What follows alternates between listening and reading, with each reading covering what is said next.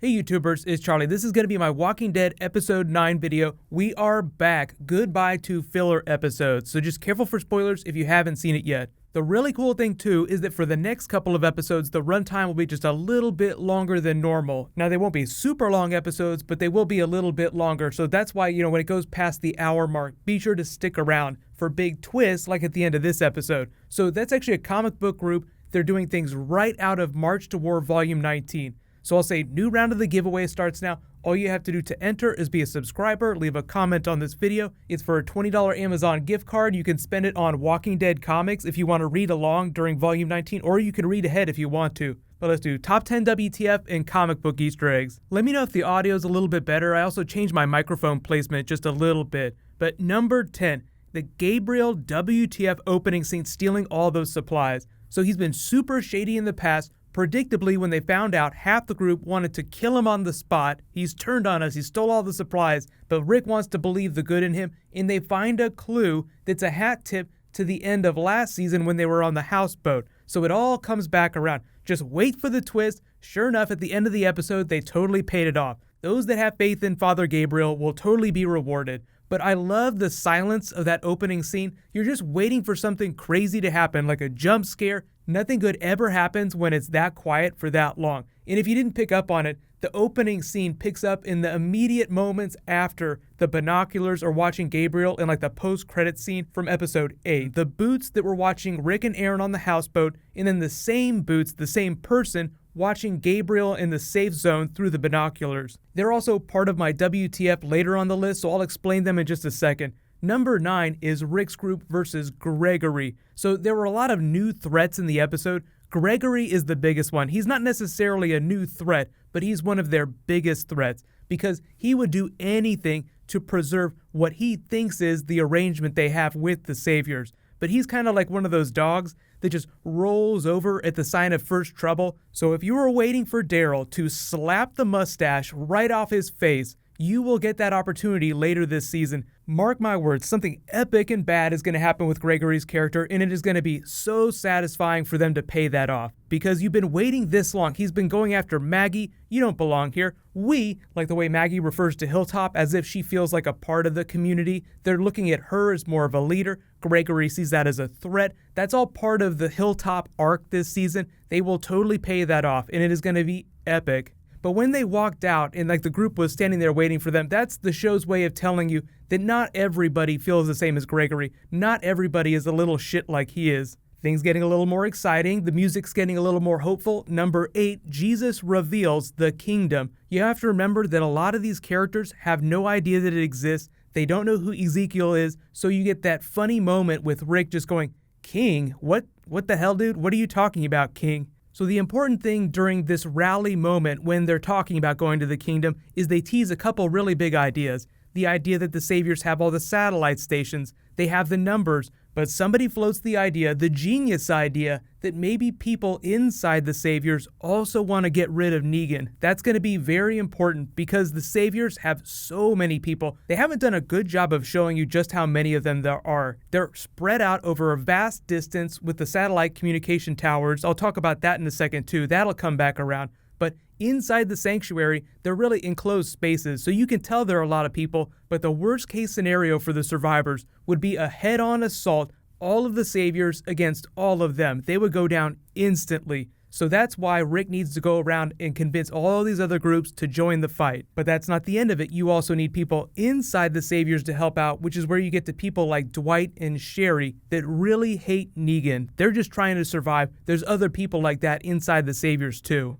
But number 7, this is so funny, the Monty Python introduction to the kingdom. So they roll up, everyone's just like, what is going on? This is unbelievable. This is totally ridiculous. And then in ride, Monty Python style, Richard and another guy who gives him the traditional call out, "Who goes there? How dare you trespass on our land?" And then stops dead in his tracks the minute he sees Jesus. He's like, "Holy shit, it's you." It's almost like a Renaissance fair where everyone's acting in a very specific way and then they break character the minute they see Jesus. So number 6, really awesome reunion with Morgan. How do you know Morgan? Oh, we go back to the beginning. And if you remember way back to season 1 when they picked up with Rick, he met Morgan, met his son before he died.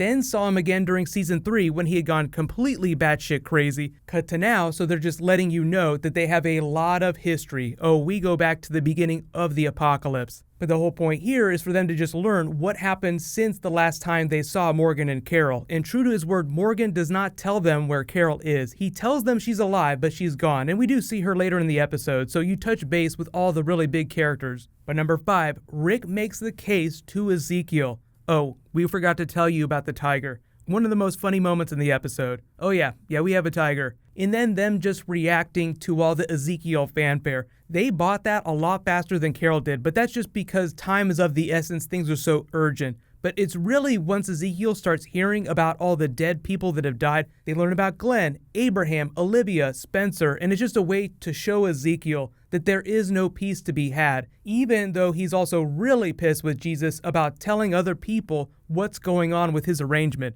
So if you don't remember, Ezekiel has not told all the people that live at the kingdom about their arrangement with the saviors, that they're giving them supplies. He just wants everyone to live a really happy life. Remember, he used to be a theater actor, so he's putting on this grand play to make everyone feel really good. There was that Martin Luther King bedtime speech. That was one of the best moments in the episode. It also kind of let you know that Ezekiel's already made up his mind, but he's not going to rush into anything anytime soon, even though he's heard about all these dead friends that they have. And Morgan is the one that teases another really important idea. Maybe we don't need to kill all the saviors. Maybe we just need to get rid of Negan. Remove the rock from the road, based on Rick's speech. So Rick is telling it like the saviors are the rock. But Morgan teases the idea that maybe it's just Negan that's the rock. So maybe there are people inside the saviors that are willing to help get rid of Negan and take over, which is something that's right out of the comics. So if you have read the comics, please use a spoiler tag if you're going to talk about plot points based on that idea. But they're just seeding special things from the comics. Maybe we don't need to kill everybody. Maybe we just need to get rid of Negan. Maybe there are other people inside the saviors that want to get rid of him. But all really important stuff for later. Number 4, one of the other funniest moments in the episode, Benjamin and Carol. I heard you coming a mile away. She tells him how to walk the right way. You shouldn't be out here after dark by yourself, kid. What about you? I'm different. I'm Carol. I'm the Terminator. Nobody messes with me. Just reminding you what a badass Carol is and that she hasn't completely given up on the other groups. She sounds like she's still very standoffish, but she'll come back around eventually. This is just like the Ezekiel thing where he doesn't immediately form an alliance with Rick. It's just gonna take something for her to come around. I feel like that might end up being Benjamin's death because he's like this sweet, innocent figure. You don't belong out here by yourself, kid. So some really big WTF is going to happen to push Carol over the ledge, push Ezekiel over the ledge, and finally decide to fight Negan, even though they've kind of already made up their minds in the back of their head. But after that speech that Benjamin gave to Ezekiel when he was doing the MLK Jr. speech, the bedtime speech, free at last, thank God free at last, it's all about rising up and fighting oppression, so of course they're going to fight Negan. But Benjamin's speech about being a hero and being so unprepared, he is the worst fighter ever, just makes it feel like he is marked for death this season. So you guys can let me know in the comments what you think is going to happen to Benjamin, but I feel like they're tipping the hat just a little bit. Like he is so eager to fight and be a hero, but he is so not good at fighting. But number 3, the big action set piece of the episode, the highway walker trap. This was so much fun. So if you weren't sure what the whole deal was with that trap, the saviors have a highway that leads to the sanctuary, their home base. They set up this giant trap to stop the super herd from reaching the sanctuary. So what Rick tries to do is take all the explosives and then rig it so that the super herd has a clear path to the sanctuary. So they're going to use the super herd against the saviors eventually, but they move very slow, so it's going to take a while. So even if they don't take care of Negan himself, the super herd will be this giant distraction for the saviors so that their group will be split. Remember, they have this army of people, so Rick needs to do everything he can to split them up because it would be certain death if they had to face all the saviors at the same time. It is going to be so much fun to watch them all zerg the sanctuary. If you remember, like that was one of the big things at the beginning of season 6, them trying to deal with the super herd. There was this funny Michonne quote where she's talking to Rick, "It's okay to smile now, we made it, we're the ones who live," which is funny because they're called the survivors. They're the survivors because they live. So number 2, Stephen Ogg, Trevor, or whatever you want to call him. His name is Simon, that's the character's name, but everybody just thinks of him as Trevor from Grand Theft Auto, leads the search party for Daryl. They don't find him, but it sort of tips the hat to the missing food in the pantry and all the Gabriel stuff that's happening. So it comes back around and they let them know that they're coming back for a pickup run in a couple days, which is probably next week's episode or the episode after that. So those are just the ways the show tells you about the ticking clock. Like, look, there's a bomb that is slowly counting down. It's going to go off. And that bomb right now is the super herd. It's the saviors coming back looking for food. So they're going to have to find more people to fight them and find supplies at the same time.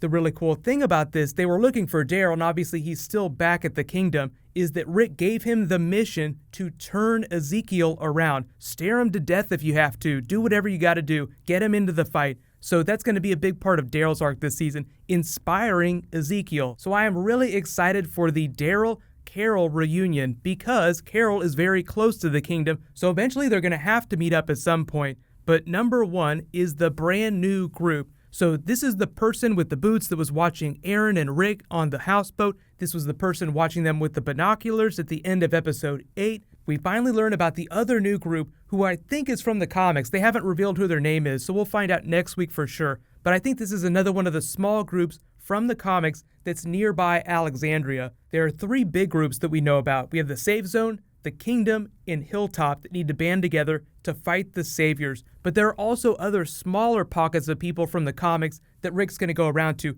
Don't forget about Oceanside. They have a ton of weapons, and this new group also has a bunch of weapons. So very important. They tease this big hardcore standoff, but obviously this is where Gabriel bought the supplies to, so they have a relationship with them already. They just need to understand that Gabriel will probably be that person. So if you're hoping for some really cool Gabriel the back half of the season, I feel like this is going to be where it comes in. But let me know, what was your favorite moment from the episode? What are you most excited about the back half of the season? What I'm going to do next is there's a whole bunch of videos, there's a bunch of footage that just dropped, so you guys can let me know what you want me to do next in the comments.